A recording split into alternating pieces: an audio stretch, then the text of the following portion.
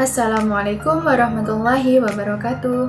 Di video kali ini saya akan memperkenalkan alat-alat laboratorium beserta dengan fungsi-fungsinya.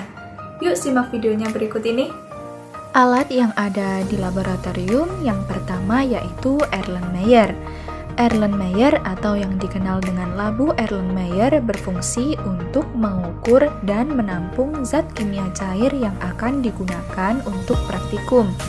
Ukuran volume Erlenmeyer bermacam-macam, mulai dari 50 ml, 250 ml, 500 ml, 1000 ml, hingga 2000 ml. Selanjutnya yaitu gelas ukur. Gelas ukur memiliki skala volume yang berbeda-beda, mulai dari 10 ml sampai dengan 1000 ml. Gelas ukur ada yang terbuat dari bahan plastik dan ada juga yang terbuat dari bahan kaca. Fungsi dari gelas ukur adalah untuk mengukur volume larutan yang akan digunakan. Alat selanjutnya yaitu batang pengaduk. Fungsi batang pengaduk adalah untuk mencampurkan cairan dengan bahan kimia untuk keperluan praktek di laboratorium. Batang pengaduk terbuat dari kaca pejal. Alat yang ada di laboratorium selanjutnya yaitu buret. Buret berfungsi untuk eksperimen titrasi, yaitu meneteskan reagen sedikit demi sedikit ke dalam bahan di bawahnya. Buret berbentuk silinder dan terdapat keran pada bagian bawahnya. Kemudian termometer batang. Fungsi dari termometer batang adalah untuk mengukur suhu saat melakukan penelitian di laboratorium. Termometer ini memanfaatkan air raksa dalam penggunaannya. Kemudian ada juga lumpang dan alu. Lumpang dan alu terbuat dari bahan porselen.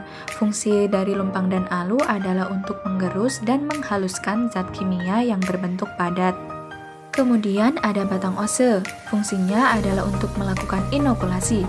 Bentuk batang ose mirip dengan pengaduk, hanya saja di bagian ujung terdapat kawat dan ada yang berbentuk kolongan, ada juga yang lurus.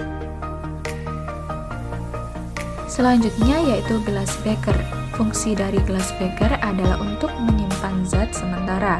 Ukuran gelas beker bervariasi yaitu ada 25 ml, 50 ml, 100 ml, 150 ml, 200 ml, 250 ml, 500 ml, 1000 ml, dan 2000 ml. Corong gelas. Fungsi dari corong gelas yaitu sebagai alat bantu memindahkan atau memasukkan larutan ke wadah atau tempat yang mempunyai dimensi pemasukan sampel bahan kecil. Alat selanjutnya adalah alat yang sering atau selalu ada di laboratorium, yaitu mikroskop. Fungsi dari mikroskop adalah untuk melihat objek yang sangat kecil yang tidak dapat dilihat secara kasat mata. Kemudian ada juga neraca analitik. Fungsi dari neraca analitik adalah untuk mengukur atau menakar suatu bahan atau zat dalam jumlah yang akurat. Selanjutnya yaitu karet penghisap. Fungsi karet penghisap adalah untuk memindahkan sejumlah volume larutan.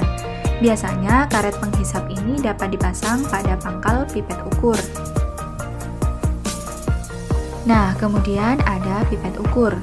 Fungsi dari pipet ukur adalah untuk memindahkan cairan atau larutan ke dalam wadah dalam berbagai ukuran volume. Skala terbesar dari pipet ukur adalah 50 ml.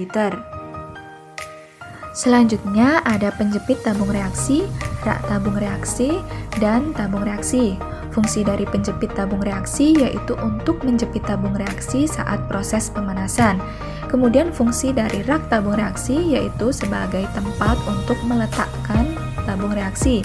Dan fungsi tabung reaksi adalah sebagai tempat pengenceran atau tempat untuk menyimpan media.